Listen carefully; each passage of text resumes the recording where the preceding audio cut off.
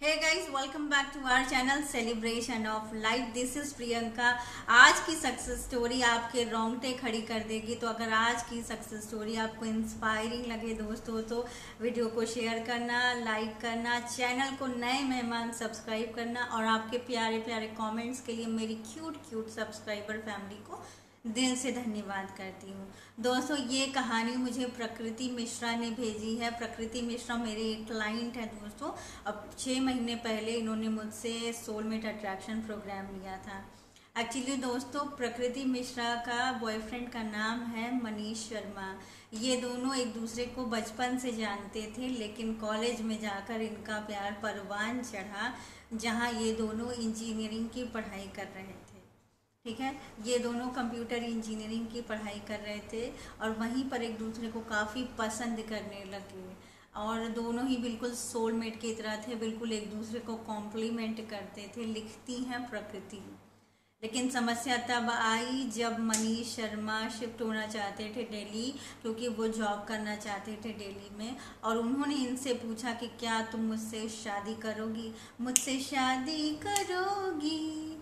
तो अब इनके दिमाग में समस्या आ गई कि शादी कैसे करूं, घर में कैसे बताऊं। ऑब्वियसली आप समझ रहे हो, कास्ट डिफरेंस, और ये अपने माता पिता की इकलौती संतान थी। फिर भी इन्होंने हिम्मत करके दोस्तों अपने घर में बात करने की कोशिश की, अपने माता पिता से बात बताई, लेकिन इनके पिता ने साफ मना कर दिया। अब तो कोई लॉजिक नहीं काम कर रहा था। तो इन्होंने मनीष से जाकर कह दिया, दिल पर पत्थर रख के, कि मैं तुमसे शादी नहीं कर पाऊंगी और मैं चाहती हूँ कि तुम मेरी वजह से तुम्हारी ग्रोथ ना रुके, इसलिए तुम जाओ और तुम दिल्ली जाकर सक्सेसफुल बनो, मेरा यही ब्लेसिंग है। उस दिन के बाद से इनकी मनीष से कोई बात नहीं हुई। इस तरीके से दोस्तों तकरीबन बीत गए 4 महीने और इसके बाद प्रकृति को भी वहीं पर लोकल में ही एक जॉब मिल गई। ये जॉब करने लगी और इधर इनके पिताजी इनके लिए रिश्ते ढूंढ कर लाने लगे। और एक लड़का जो इंजीनियर था बेंगलोर में, उससे ऑलमोस्ट इनके बात पक्की हो गई थी।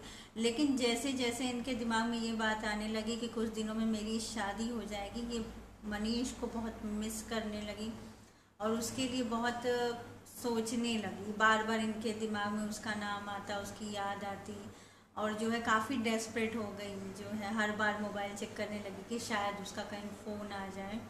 एक दिन मनीष के दोस्त से इनकी मुलाकात हुई, तो उसने इनको बताया कि मनीष तो 4-5 महीने पहले ही दिल्ली शिफ्ट हो चुका है। उसको एक अच्छी जॉब का ऑफ़र आ गया था, तो वो यहाँ से शिफ्ट हो गया। अब तो इन्हों कोई उम्मीद नहीं दिखाई दे रही थी दोस्तों। लेकिन उन्हीं दिनों इनको लॉ ऑफ अट्रैक्शन के बारे में इनकी एक सहेली से पता चला। तो यूट्यूब पे ये जब वीडियोस को सर्च कर रही थी, तो उसमें वीडियो में मेरे चैनल का एक सक्सेस स्टोरी इनको मिला। उन्होंने वो सक्सेस स्टोरी देखी, कुछ वीडियोस देखे, टेक्निक्स देखी। तो पहले तो इनको विश्वास नहीं हुआ, तो उन्होंने 55x5 मेथड का यूज़ करके एक उससे भी अच्छी जॉब मैनिफेस्ट की, जिस जॉब में ये थी। एक्चुअली उस जॉब में अच्छा पैकेज नहीं था, तो इन्होंने 55x5 मेथड का यूज़ किया एंड विद इन 15 डेज दोस्तों इनको उससे भी बेटर जॉब मिल गई। एक इंग्लिश मीडियम स्कूल में इंग्लिश टीचर की जॉब मिल गई, जहाँ पर भी ज़्यादा सैलरी भी थी और सुविधाएं भी ज़्यादा थी। तो इनका विश्वास पक्का हो गया। फिर इन्होंने मेरा एक वीडियो देखा था जिसमें साइंस की बात थी, तो इन्होंने साइन मांगा परमात्मा से कि अगर मनीष से ही मेरी शादी होगी भगवान जी, तो मुझे ब्लू ग्लास, नीली ग्लासेस, बटरफ्लाई और मछलियाँ तीनों एक दिन में दिखनी चाहिए। तो जब ये अगले दिन दोस्तों गई, एक्चुअली संडे का दिन था, तो इनकी फ्रेंड का बर्थडे था।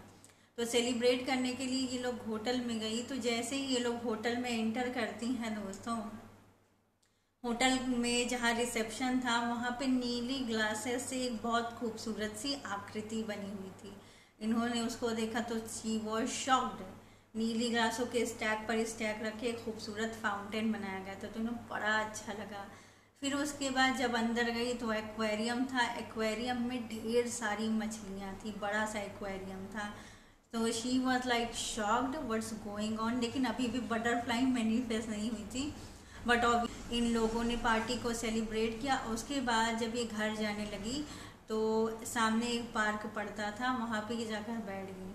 वहाँ पे जब ये बैठी, शाम का समय था, ढेर सारी तितलियाँ जो हैं उड़ करके फूलों के पास आने लगी और उनमें से कुछ तितलियाँ इनके सिर के ऊपर आकर मंडराने लगी। And she was literally shocked कि इतना एक्यूरेट लॉ ऑफ अट्रैक्शन काम करता है, क्योंकि इन सब चीज़ों के प्रति इनका रेजिस्टेंस नहीं था, तो इसलिए वो बड़े आसानी से चले आए। अब तो इनको विश्वास हो गया कि मैं मनीष को भी मैनिफेस्ट कर सकती हूँ अपनी लाइफ में दोबारा, और ये परमात्मा से प्रार्थना करने लगी कि मुझे क्या करना चाहिए। फिर उन्होंने जो है कुछ टेक्निक्स ट्राई की, लेकिन मनीष को लेकर इनके दिमाग में फियर भी था, रेजिस्टेंस भी, इन्हें यकीन भी नहीं था कि मैं कैसे कर पाऊँगी। तो इन्होंने मुझसे मदद मांगी, मुझसे बात की। तो मैंने इनसे यही कहा कि आपको अपने ब्लॉक्स को रिमूव करने के लिए अपने ऊपर काम करना होगा, अपनी एनर्जी पर काम करना होगा। तो इन्होंने सोलमेट अट्रैक्शन प्रोग्राम लिया था दोस्तों। ये उसमें बताई हुई पूरी प्रोसेस को दिल से फॉलो करती थी। बंदी 4 बजे सुबह उठ जाती थी, मेडिटेशन हर चीज़ को करती थी। शी वॉज ट्रूली कमिटेड दोस्तों। और तकरीबन दोस्तों इन्होंने लगातार 2 महीने प्रोसेसेस को अपनाया और दिल से प्रार्थना करती रही दोस्तों। हर एक दिन जब ये स्कूल से आ रही थी तो सामने से एक लड़का चलकर आता हुआ इन्हें दिखा। उस लड़के की मूछें थी और ये उनको कुछ कुछ मनीष की तरह लग रहा था। एक्चुअली उसको चश्मा भी लग गया था। और जब ये उसके करीब गई, एक्चुअली ये रिक्शे पर बैठी थी, वो पैदल जा रहा था, तो जब इन्होंने देखा तो इन्हें वो मनीष की तरह लगा। तो ये काफ़ी शॉक्ड हो गई कि ये मनीष तो नहीं है। अगले दिन दोस्तों इनकी मुलाकात मनीष से हुई। एक लोकल कैफेटेरिया में मनीष इनसे मिलने आया था। है ना शॉकिंग स्टोरी। एक्चुअली मनीष ने अपने दोस्त से इनका नंबर लिया था और इनसे बात की और इनको बुलाया मिलने के लिए। उसने बुलाया तो ये बोली कि मनीष तुम तो दिल्ली जाके बहुत चेंज हो गए, मूछें वूछें और चश्मा वश्मा लग गया। तो उसने बोला यस, जब तुमने मुझे ना कर दिया तो मेरे पास कोई और ऑप्शन नहीं था। फिर मैं दिल्ली चला गया, मैं वहाँ नौकरी करने लगा and I am been a very good job. और मैं तुमसे आखिरी बार पूछना चाहता हूँ कि तुम मुझसे शादी करोगी या नहीं, क्योंकि मेरे घर वाले अब मुझ पर प्रेशर डाल रहे हैं और मैं तुमको भूल नहीं पा रहा हूँ। मैं ऐसा इंसान हूँ जो एक इंसान से प्यार करता है तो उसी के साथ पूरी ज़िंदगी बिताना चाहता। और अगर तुम कहो तो हिम्मत करके मैं तुम्हारे माँ बाप से बात करूँगा। तो इन्होंने कहा कि यश मनीष, मैंने इतने दिन से तुमको मैनिफेस्ट करने के लिए क्या नहीं किया। इन्होंने पूरी कहानी मनीष को बताई। उसके बाद दोस्तों मनीष अगले दिन इनके माता पिता से मिलने आए और कोइंसिडेंटली इनके मामा जी उस दिन घर आए हुए थे। इनके मामा जी बहुत ही सुलझे हुए इंसान हैं और प्रकृति को बहुत प्यार करते हैं बचपन से ही। तो जब उन्होंने मनीष से सब तरह की बातें पूछी, उनसे पूरा मतलब इंट्रोस्पेक्शन हुआ, इंटरोगेशन हुआ दोस्तों। और उसके बाद जब मनीष चले गए तो उनके मामा जी ने इनके माता पिता को समझाया कि एक लड़का जो बहुत अच्छा है, तुम्हारे घर के पास का है, तुम्हें उसके परिवार और उसके कैरेक्टर के बारे में सारी चीज़ें पता है, अच्छी जॉब में है, उस लड़के की तरफ से कोई डिमांड नहीं है। और अगर उस लड़के के मन में खोट होता तो वो तुम्हारे घर में आकर तुम्हारी बेटी का हाथ मांगता। तुम्हें कैसा इंसान चाहिए? और जिस लड़के के चक्कर में तुम परेशान हो, वो जो लड़का इंजीनियर है, उसने तो आज तक पलट करके जवाब भी नहीं दिया। तो जब तुम्हें भगवान बैठे बिठाए इतना अच्छा रिश्ता दे रहे हैं तो तुम क्यों इनकार कर रहे हो? काफ़ी इनके मामा जी ने समझाया। इनके माता पिता ने तकरीबन 1 हफ्ते का समय लिया और उसके बाद थक हार कर हाँ बोल दी। इनके पिताजी, प्रकृति के पिताजी, फिर मनीष के घर गए रिश्ते की बात लेकर दोस्तों। और बड़ी खुशी के साथ मैं आपसे कहना चाहती हूँ दोस्तों कि नवंबर में इनकी सगाई हो चुकी है। शादी यही अप्रैल में होने वाली थी, 24 अप्रैल को इनकी शादी होने वाली थी दोस्तों, लेकिन लॉकडाउन की वजह से शादी को अब टाल दिया गया है। जब तिथियां नॉर्मल हो जाएंगी तब इनकी शादी हो जाएगी। ये कितनी खूबसूरत लव स्टोरी है ना दोस्तों। मैं इस लव स्टोरी को जितनी बार पढ़ती हूँ ना, मेरी आंखों में आंसू आ जाते हैं और मुझे बहुत खुशी होती कि प्यार कितना शक्तिशाली होता है। मैं धन्यवाद करना चाहूँगी प्रकृति का, जिसने इतनी खूबसूरत सक्सेस स्टोरी भेजी। और आज के वीडियो में इतना ही। नमस्ते दोस्तों।